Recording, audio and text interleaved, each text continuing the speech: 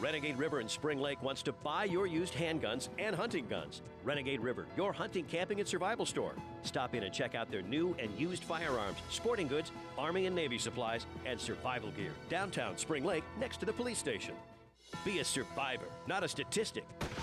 Renegade River in Spring Lake has new and used handguns, hunting guns, sporting goods, and survival gear. Protect your rights and your freedom. Ask about their CPL classes. Renegade River, next to the police station in downtown Spring Lake. The Talk of Muskegon. News Talk 1090, WKBZ. Welcome to the Renegade River Show. My name is Mike Hewitt, and we are on the line today with Jim Semerad. Jim, am I saying your name right? Yes, that's correct. Okay, but before we dive into this, I'm reading a bio on you, Jim, and just for listeners to know, you studied family and children's issues for more than 20 years, doing research for the Department of Health and Human Services, Heritage Foundation, American Psychological Association, and leading university programs on social work. I understand you were the chairperson for Dads of Michigan Political Action Committee, correct?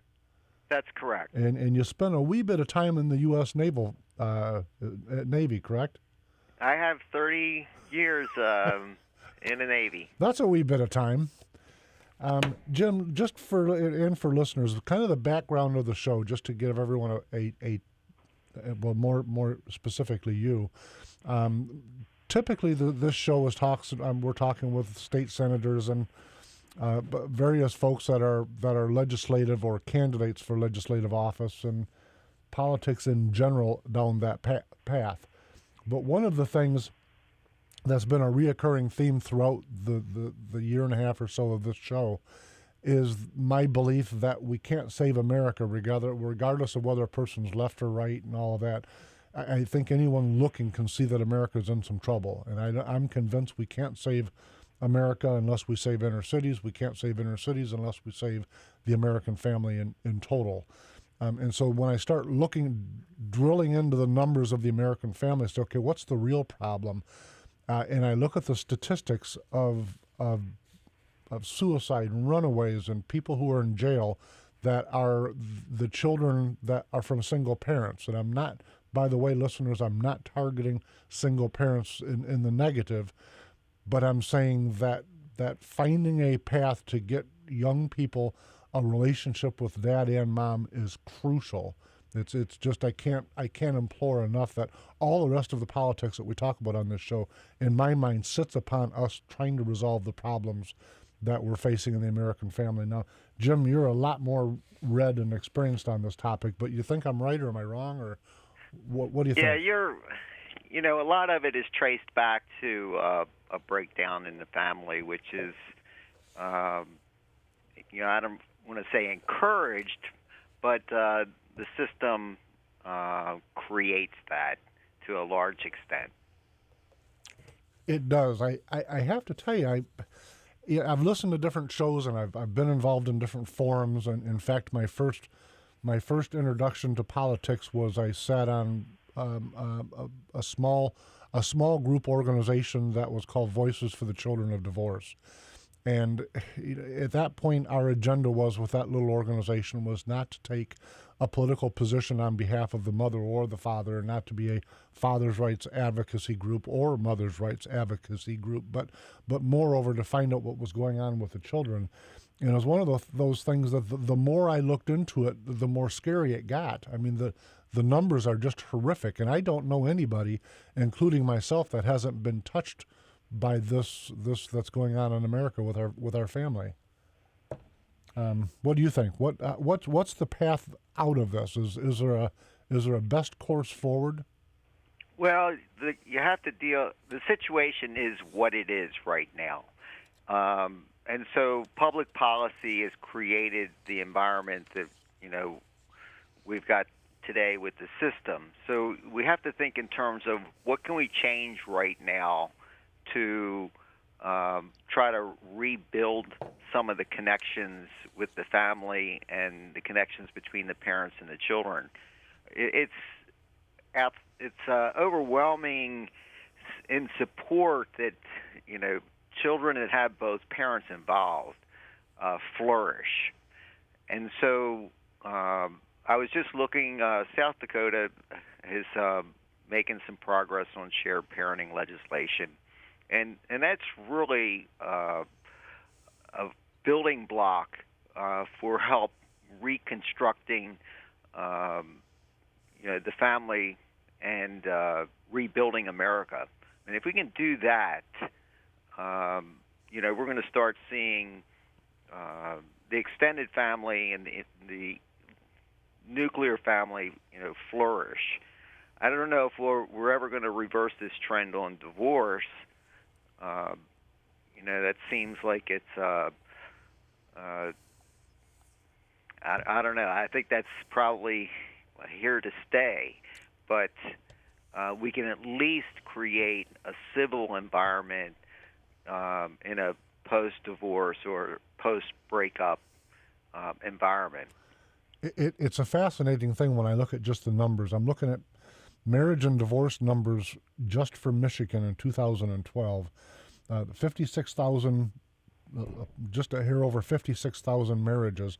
There were almost 33,000 divorces. That's been pretty consistent over the last 15 to 20 years. The first time I saw that stat back in 1999, I was astounded at that number. And you put it in perspective. I mean, there's roughly 11 million people in the state of Michigan, and so that's a huge number. And then when you look at it in the context of how many counties and how many courthouses, it's an overwhelming number for the number of judges that we have. And so when you break it down into how much time does each judge have to deal with each one of these cases, it's also pretty overwhelming. And that leads to the conclusion that a judge really can't help a great deal. I mean, the only thing they can do is throw the gauntlet down and try to move the case out of the court. Not the right solution. Yeah, I agree with you. It's not the right solution. One of the things, there's two things I find perplexing about the court system, but just for full disclosure here, I've been saying in my political environment that I've been active in for the last 15 years, and I believe this to all of the lawyers and judges listening, that the judiciary is the single most broken branch of our government.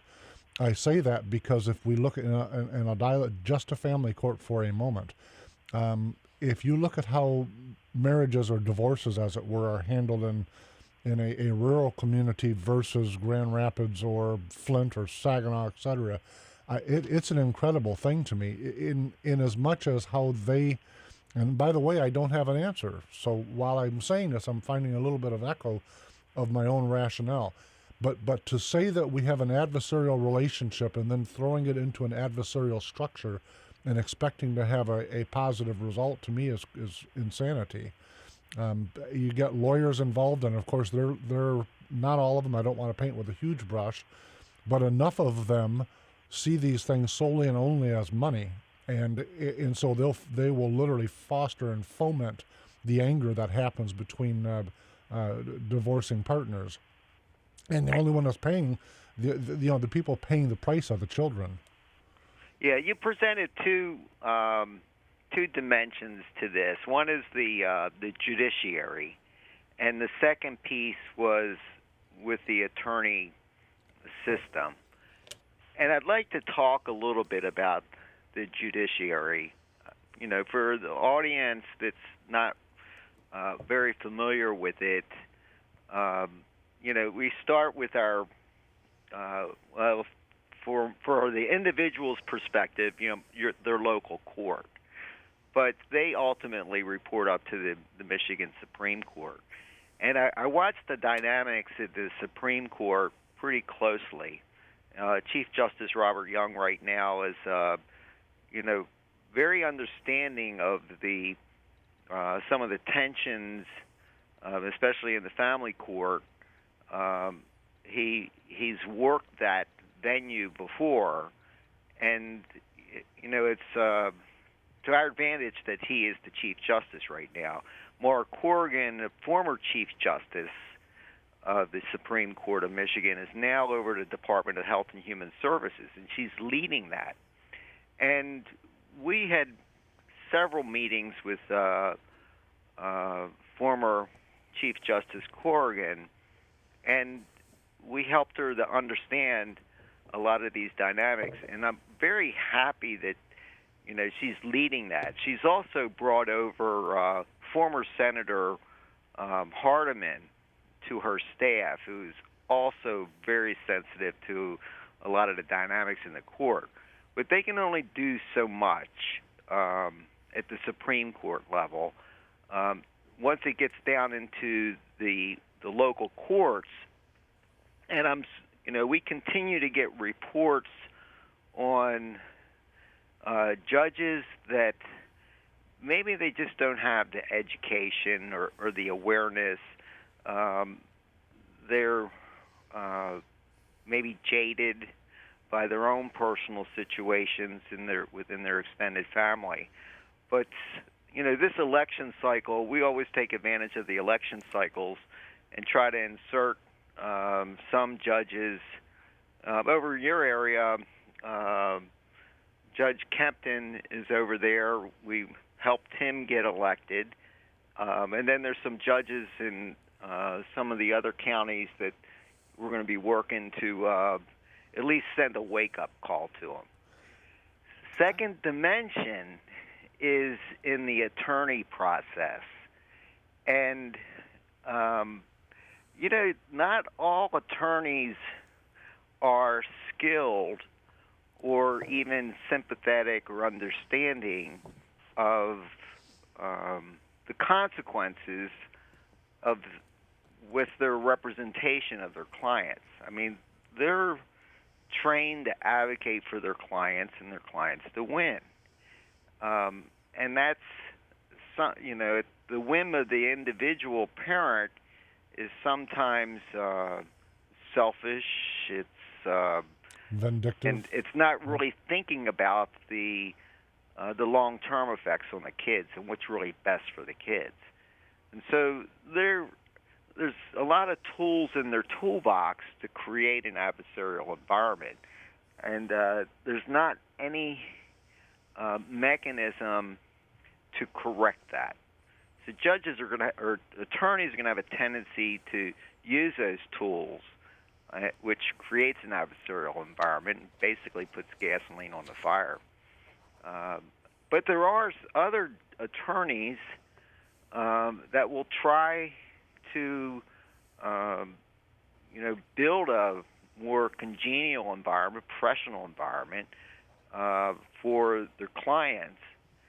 So if you're going to be looking for an attorney, you need to look carefully at, what kind of who you're choosing to represent you. And finally, not all attorneys are very good in family court.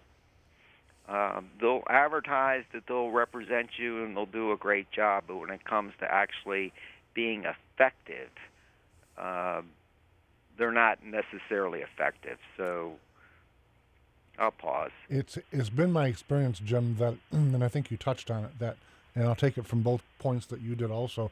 First, that there's a lot of judges that are woefully uneducated and inexperienced in this area, and they end up on the family court bench, and that seems to happen probably more so in the large cities, or maybe just by sheer volume their inequities show up more or become more obvious. But I have to tell you, if I was running a school board somewhere, I would a superintendent somewhere, one of the criteria I'd put for a high school is that all students had to spend 1 week sitting in either family or prosecutorial court, so that they get an understanding of this. I think it really helps people to understand the politics of our society. But to me, you've got one of two cases that tend to be the foundation for it. One of the two parties is seeking to justify their actions, and the other one is seeking revenge. and a lot of attorneys, to my original point, a lot of the attorneys pray very well on either side of that, the justifier person or the revenge person, and it just seems to make the overall state of the divorce ugly. But is there anything to trying to look at what reasons people are getting married for in the first place, and helping to educate in that area?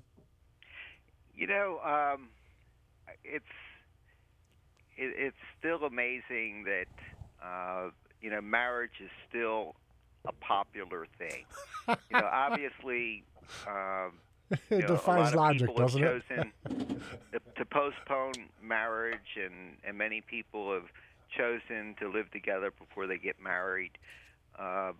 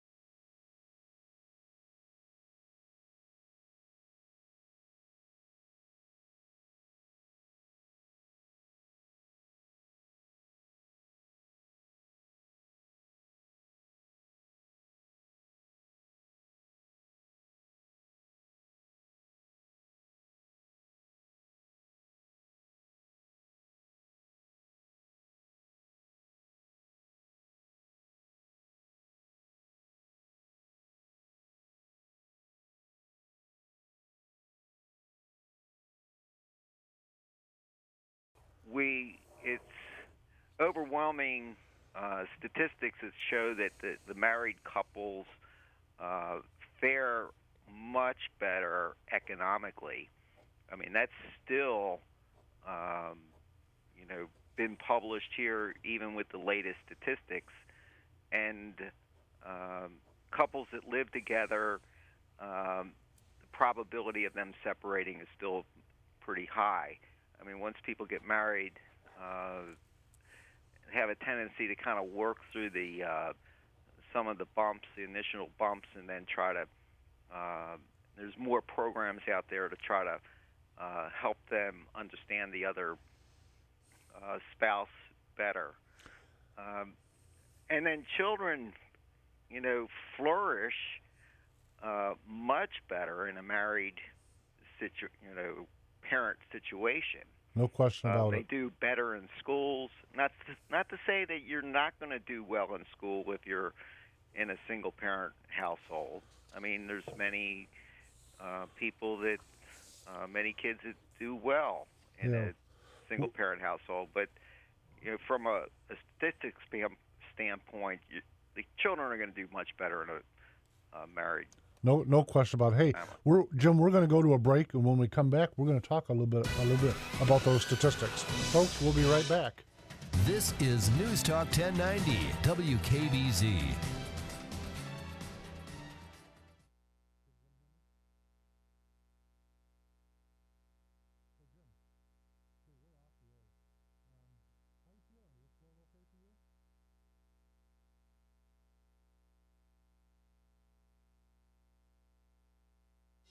Renegade River in Spring Lake wants to buy your used handguns and hunting guns. Renegade River, your hunting, camping, and survival store. Stop in and check out their new and used firearms, sporting goods, Army and Navy supplies, and survival gear. Downtown Spring Lake, next to the police station. More power, more features, more versatility with a new Massey Ferguson 7600 Series mid-frame row crop tractors. You simply get more tractor and more choices, including all the features and options you need to get just the performance you want, no matter what you're farming or what the task. The new 7600 Series from Massey Ferguson. Be sure to visit Jillison's at Hart soon or go to MasseyFerguson.com. Massey Ferguson is a worldwide brand of AGCO. Stop into Jillison's, located on Monroe just east of the 31 Expressway in Hart, or go to Jillison's.com. Jillison's since 1977. The People's Center is West Michigan's complete MMP services facility. Open daily from 10 a.m. to 5 p.m. for MMP certifications, testing drop-off site, and a pantry on a sliding fee scale. People helping people. Located at 1373 East Laketon Avenue across from Checkers. If you're running a small business, you can't operate at anything less than full speed. That's why you need the world's fastest two-sided inkjet printer, the Epson Workforce Pro. I've got a Workforce Pro in my office here at the Kim Commando Show, and let me tell you, I just love it. This thing is more than just fast. It's amazingly fast. But that's just half the story. You see, Epson also knows that, just like me, you run a tight ship. So the Workforce Pro is budget-friendly, too. To start, the ink is an incredible value. You can save on ink up to 50% versus color laser. But the ink isn't the only place you'll save. Since the Workforce Pro zips out two-sided prints, you can also cut back on paper costs, again, up to 50%. And that's a good deal for Mother Nature, too.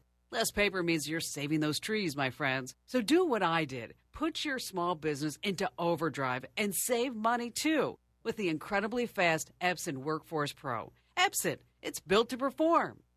I will never forget the day my son Jeremy told me he hated me and slammed the door in my face. I'm behavioral therapist Janet Lehman. Behavior problems can turn the child you love and your life into a nightmare.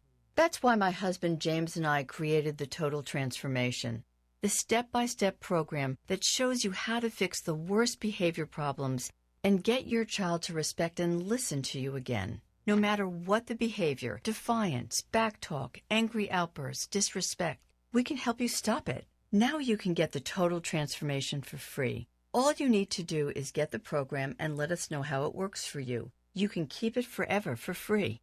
Limited number of free programs available. Call now. 1-800-494-0326. 1-800-494-0326. That's 1-800-494-0326. 1-800-494-0326.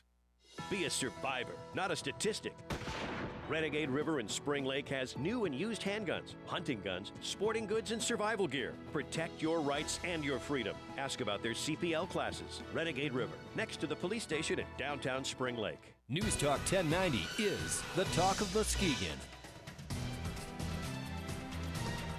Welcome back to the Renegade River Show. My name is Mike Hewitt, and we're on today with Jim Semerad, and we're discussing the state of family and equal custody and all kinds of other things as it relates to single parenthood. Jim, welcome back. Hey, thanks, Mike. Hey, let's dive into some of the realities of single parenthood and how it impacts children. What have you got for us? Anything in that area?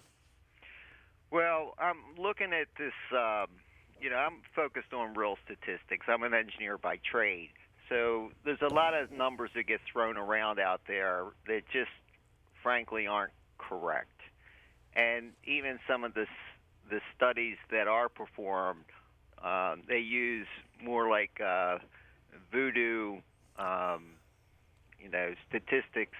I mean, kind of like an accountant, tell me what number you want, rather than doing, real valid research and studies.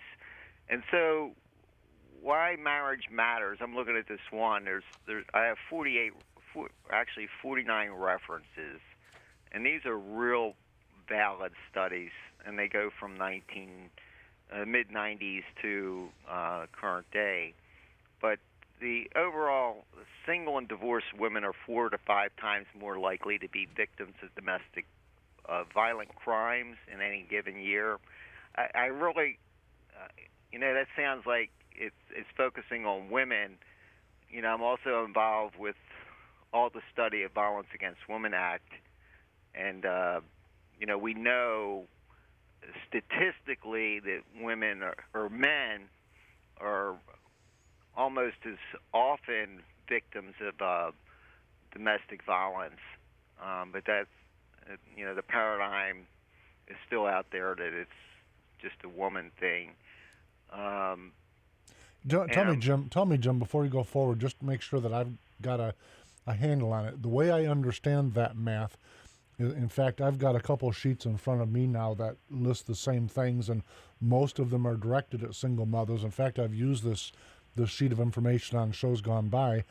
But my understanding of the math is that currently, in a divorce circumstance, women largely become the custodial parent, and therefore the numbers are going to reflect them. But that it happens to be, if you just look at the math of single father parents, that these things are just, in fact, almost identical when you isolate the numbers separately.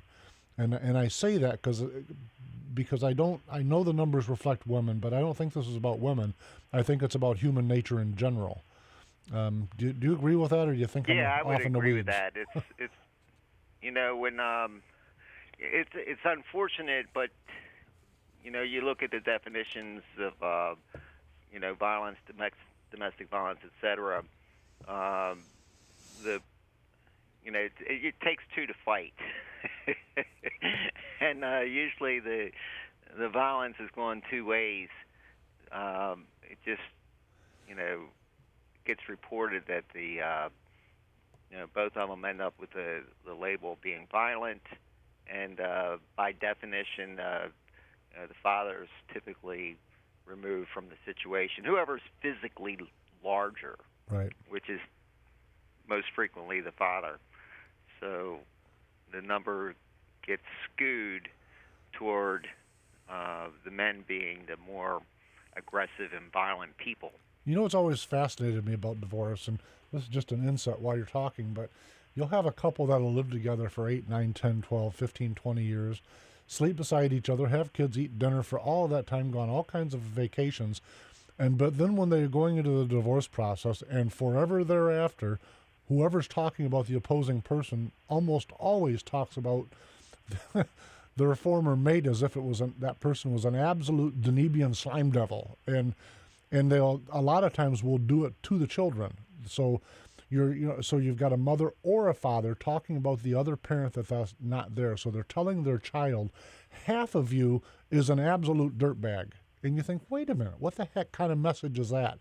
Are we delivering to our young? And I didn't mean to cut you off, but when I look at it, I think that some of the reason that people get married in the first place is naivete and the romance of it, without any counseling going on to say, listen, this is huge, this is big.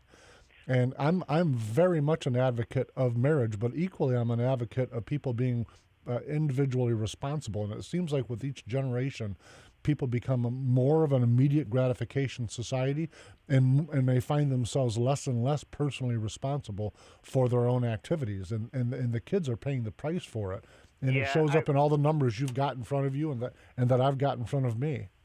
Yeah, there's a particular psychologist who's been people should pay attention to, Judith Wallerstein.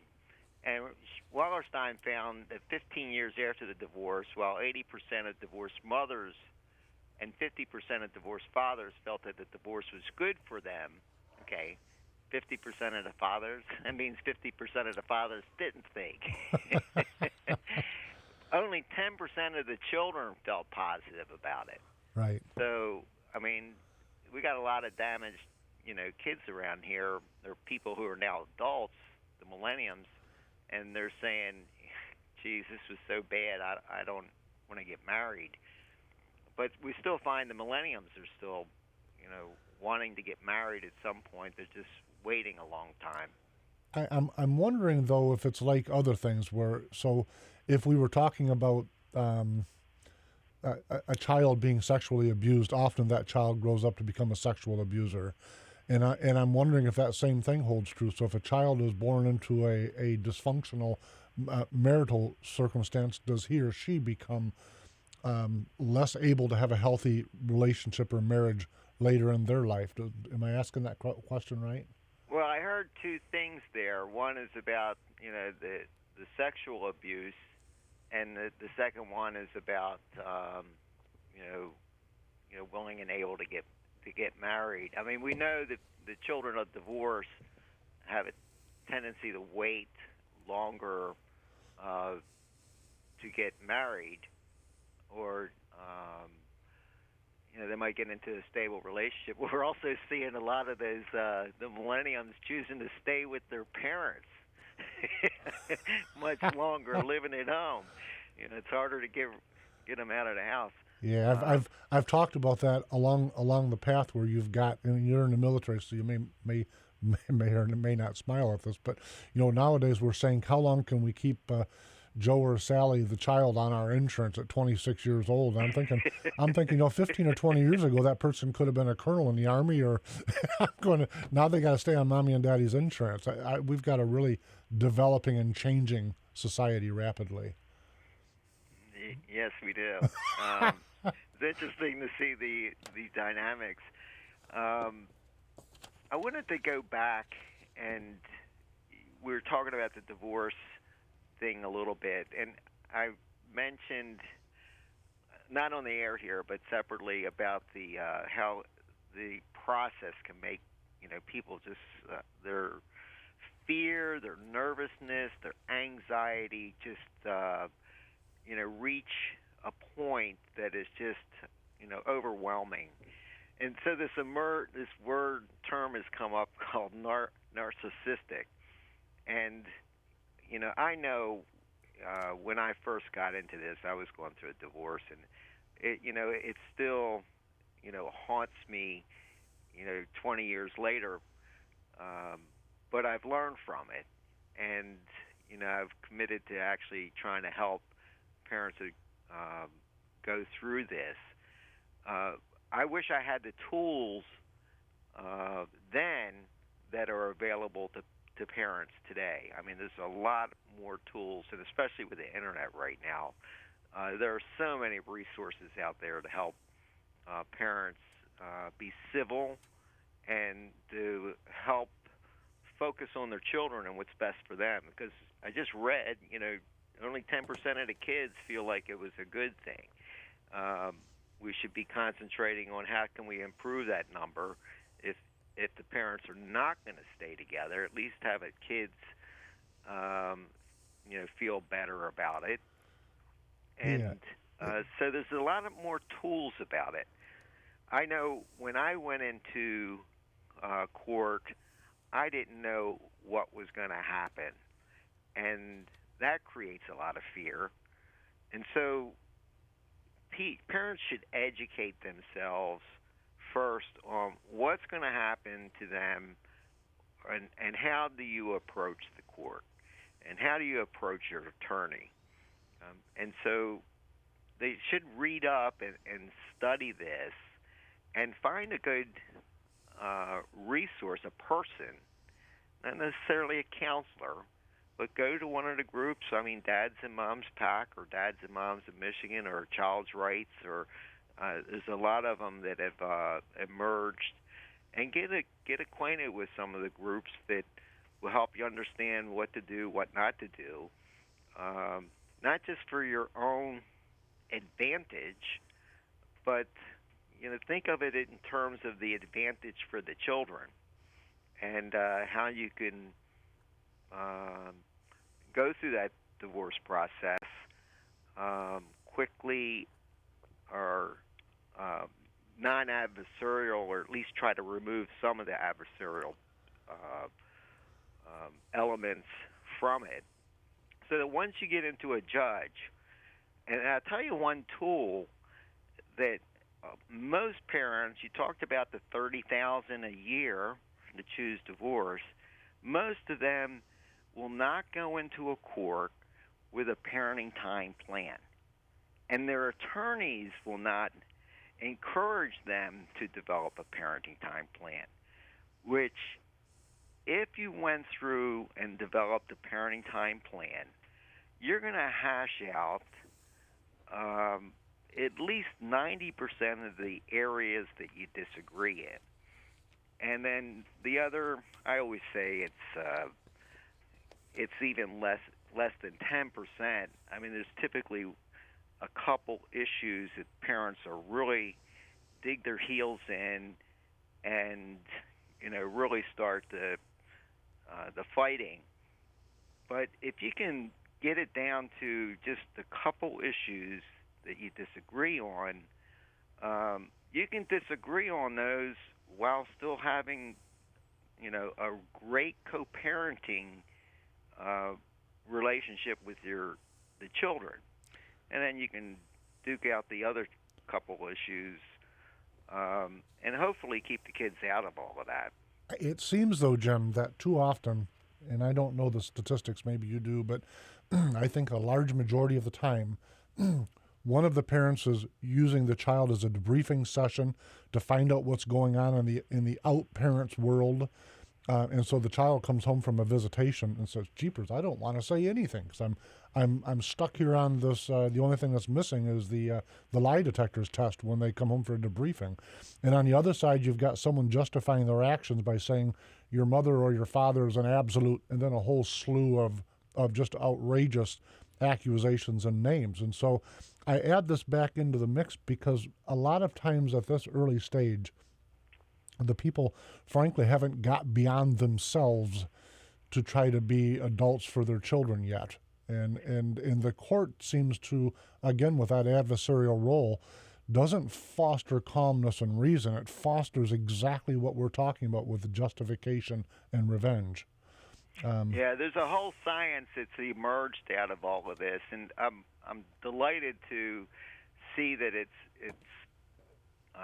making progress around parental alienation.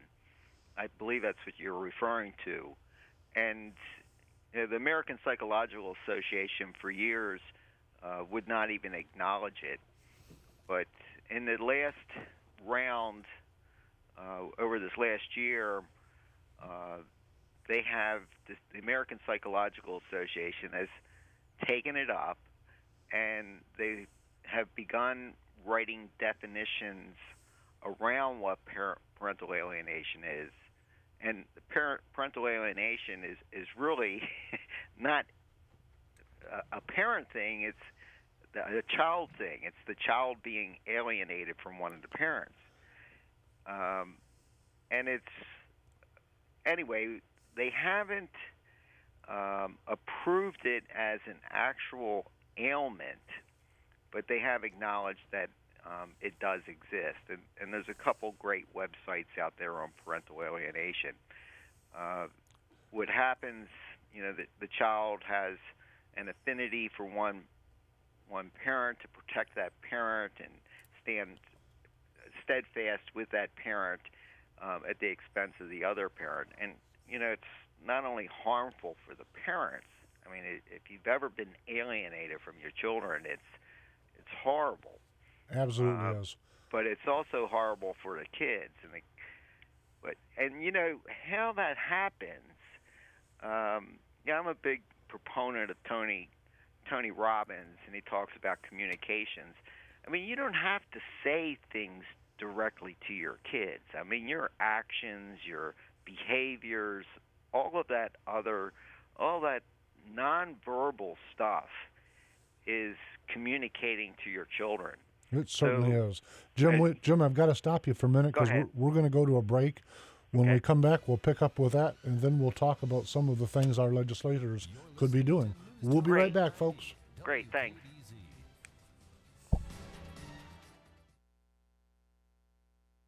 Renegade River in Spring Lake wants to buy your used handguns and hunting guns. Renegade River, your hunting, camping, and survival store. Stop in and check out their new and used firearms, sporting goods, Army and Navy supplies, and survival gear. Downtown Spring Lake, next to the police station. You put in 10 hours at the office. When you get home, there's a leak to be fixed, a softball team to coach, and a science project that needs help. Once you finish being Superman, you click the iHeartRadio app on your smartphone and listen to the station you created just for days like this. 1, 2, 3, 4. You've earned it. 1,500 radio stations, 18 million songs to create your own. Text IHR to 45495 to download the app or listen at iHeartRadio.com. What if I told you you could reverse diabetes and stop taking your diabetes medication? If you or someone you care about has diabetes or prediabetes, Barton Publishing has created a free video you need to watch. You may have heard about this. It's all over the internet. 11bloodsugar.com. People who have followed this plan at 11bloodsugar.com reportedly have not only normalized their blood sugar, but have stopped taking their diabetes meds completely with their doctor's approval. 11bloodsugar.com is a natural drug-free approach to reversing diabetes with remarkable results in as little as 4 weeks. 11bloodsugar.com will save you from being a slave to doctor-prescribed drugs. It's easy. 11bloodsugar.com gives you 3 specific actions to get your blood sugar under control. And the best part is the main ingredient and solution is a common spice found in most kitchens. Watch the free video for yourself at 11bloodsugar.com. Watch for free at 11bloodsugar.com. Get back the quality of your life and free yourself from diabetes medications at 11bloodsugar.com. Building the strongest relationship with your team is vital. It's a key to any business. It's all about collaboration, brainstorming, the development of ideas and solutions with both coworkers and clients. But gathering everyone together in one room just isn't always possible. That's why all of us here at the Kim Komando Show use GoToMeeting with HD Faces. With GoToMeeting by Citrix, we can share screens, making it easy for my team and yours to be on the same page. And your webcam makes video conferencing affordable and super easy. I can even launch or join a meeting from anywhere using my computer, mobile, or tablet. I can even make presentations from my iPad. We use GoToMeeting, and so do our clients and business partners. Start hosting a meeting in seconds from your computer or mobile device by signing up for a free 30-day trial. Visit GoToMeeting.com/Kim. GoToMeeting is the powerful and simple way to meet and collaborate online. GoToMeeting.com/Kim. That's GoToMeeting.com/Kim. Meeting is believing. Be a survivor, not a statistic. Renegade River in Spring Lake has new and used handguns, hunting guns, sporting goods, and survival gear. Protect your rights and your freedom. Ask about their CPL classes. Renegade River, next to the police station in downtown Spring Lake. This report is brought to you by Gun Lake Casino. Fox News Radio, I'm Pat O'Neill. Crimean citizens voting on whether to split from Ukraine today or join Russia. Republican Mike Rogers notes it's happening amid strong Russian troop presence, including the takeover of a natural gas plant yesterday. I think the Russians believe that was very, very important to make sure that that wasn't a lever that the Kiev government could use against the Crimean Peninsula. Rogers on CBS's Face the Nation. Democratic Senator Chris Murphy, who just returned from Ukraine, also notes the timing of the vote. Well, the mood is tense. Clearly, we're watching events in Crimea. This sham referendum isn't fooling anyone. Murphy on ABC's This Week. The search for the missing Malaysian Airlines flight now involves 25 nations. The U.S. Navy's guided missile destroyer USS Kidd is scouring the Indian Ocean, while the Navy's Poseidon plane, a maritime patrol aircraft, is flying over the Bay of Bengal. Fox's James Rosen. Fox News. We report, you decide. Win your share of up to $300,000 in Gun Lake Casino's Pyramid of Cash giveaway. Drawings every Thursday and Sunday in March. 90 cash winners guaranteed. Only at Gun Lake Casino, the jackpot capital of Michigan. Here's the official News Talk 1090 WKBZ forecast for today. Partly cloudy skies, continued cold with a high around 25. Northeast winds 10 to 15. Tonight, partly cloudy, a low near 5 above with northeast winds 5 to 10. It'll start off partly cloudy in the morning tomorrow, then becoming overcast in the afternoon with a high of 33, and mostly cloudy on Tuesday with a high around 45. For Wednesday, cloudy skies with a chance of rain and snow at a high of 44. News Talk 1090 WKBZ, the talk of Muskegon. Know your college basketball? Enter the News Talk 1090 Bracket Buster Contest, and you could earn a cool $1,000,000. That's right, a perfect bracket is worth $1 million, but you gotta register first. So go to newstalk1090.com now and sign up your team. The top 3 finishers get $125 in merchandise from the Gold and Diamond Center at Gold Recyclers, plus $75 gift cards from Bellocino's and Cricket's Pub, courtesy of Greenscape Lawn. Registration deadline is March 20th at noon. So enter now and good luck from News Talk 1090 WKBZ.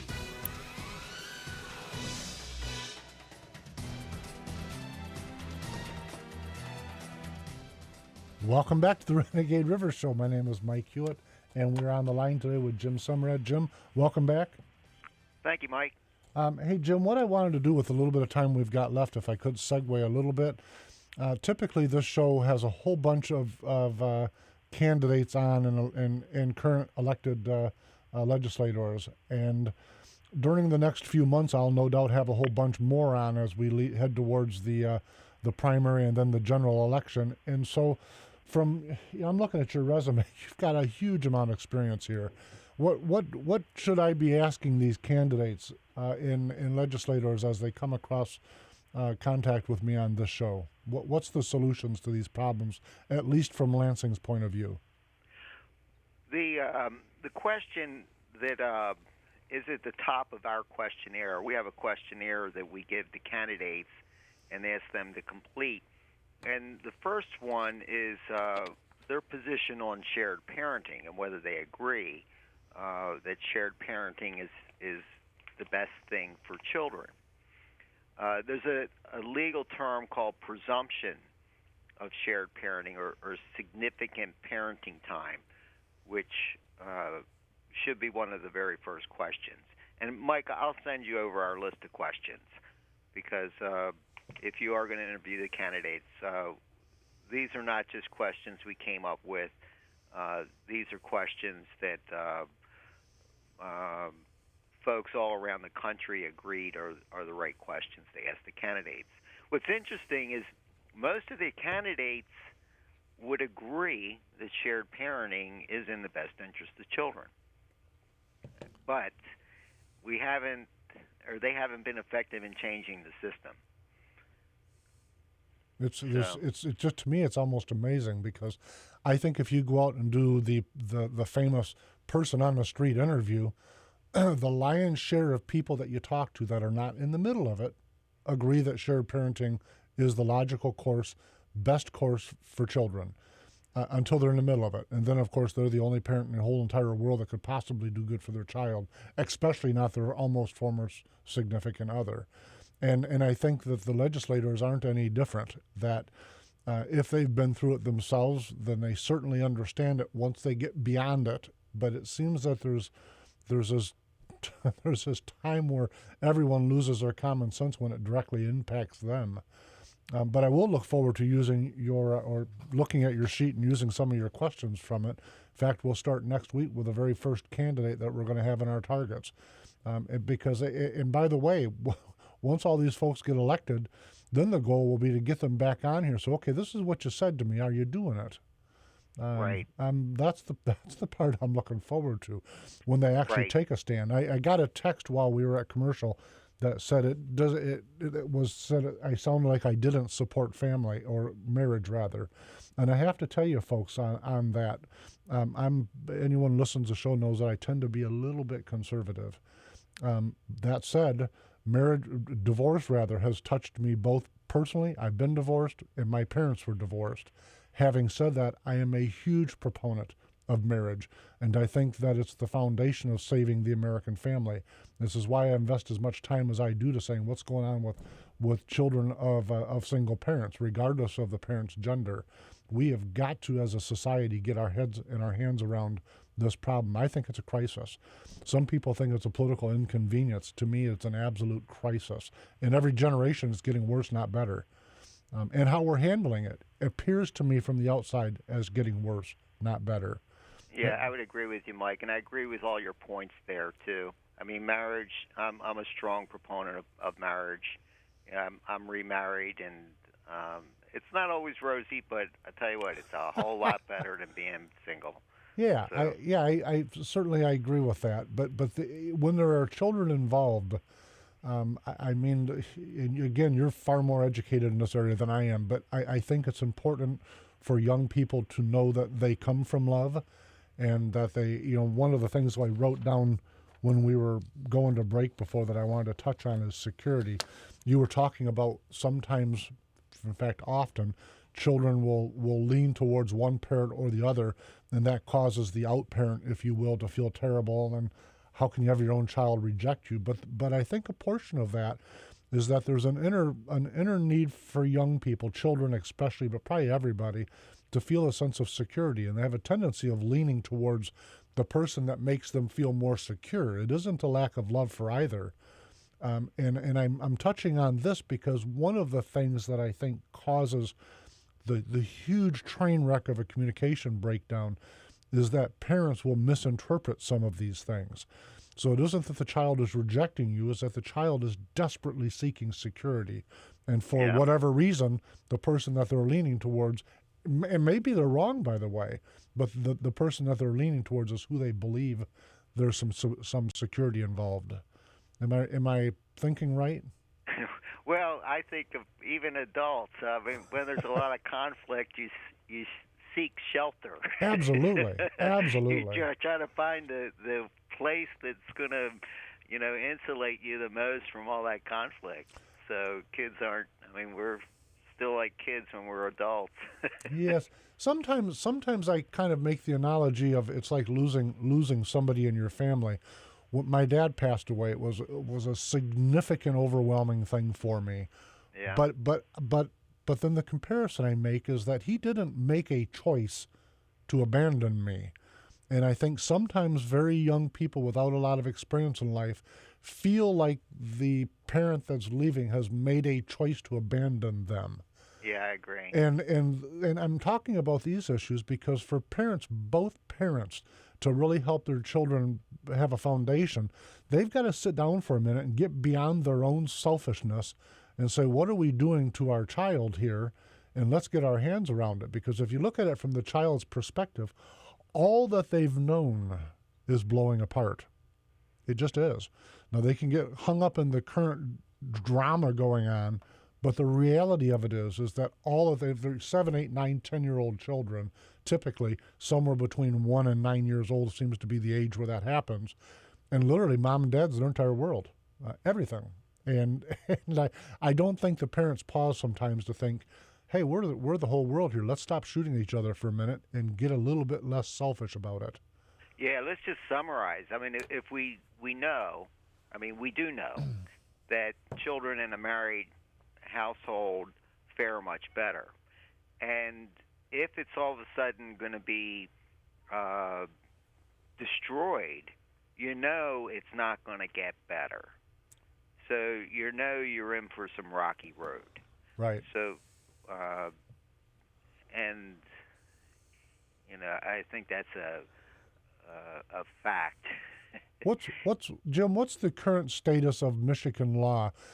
When I was really involved in trying to push for equal custody, at least at that point, it seemed like most of our judicial, I don't know if it was legislative or just by natural course, but it seemed like at least back then, the court's first step was to determine who was the best to become a sole custodial caregiver, and then so have we reached a point yet where the first step is equal custody unless there's a problem, or is it still the other way around? Yeah, unfortunately, it's still the other way around.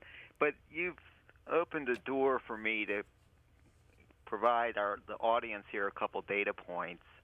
I have here the Citizen's Guide to State Government. It's available for free, and it lists all your representatives and senators and how to contact them.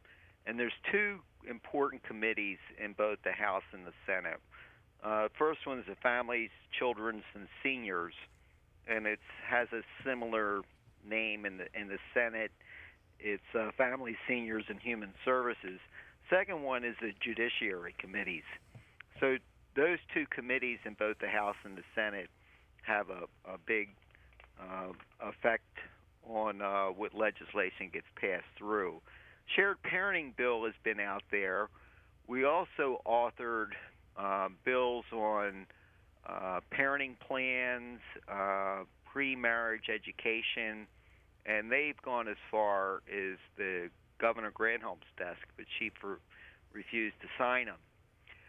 And you mentioned that many of the senators and representatives have been divorced, more so in the last 20 years.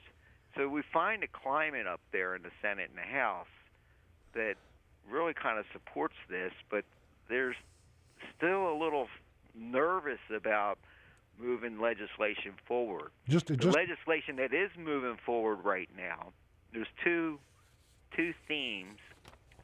One is on abortion, which really kind of weaves into not just child kidnapping, but the interstate commerce of children. The abortion laws need to be revised. Second, and kind of what's tied into this, is this thing called a father's registry, which is really a kind of a sensitive item. It doesn't have the right connotation. But in the context that a child born out of wedlock, and we made some changes to these laws, the Michigan Code of Law, MCL, where it used to say a child born out of wedlock basically has one parent, which is the mother. And we opened it up so a father can petition for shared parenting in an unwed parent situation. But in this, if Jim, the child has not been born yet. Hey Jim, unfortunately I got to stop you. We're down to about 10 seconds. Is there a place that people can contact you to get more information? Yes, go to dadsmomspack.org. Very nice. Listeners, we will be back next week, and we'll have a candidate on the spot with some of the questions I get for Jim. Jim, listen, two things. First off, thank you very, very much for your service to the United States. And then secondly, for your service and your years of volunteering to try to make this situation right here. I hope to have you back on the show again, and thank you for being here today. Thanks for all you do, Mike. Have a great day. You too.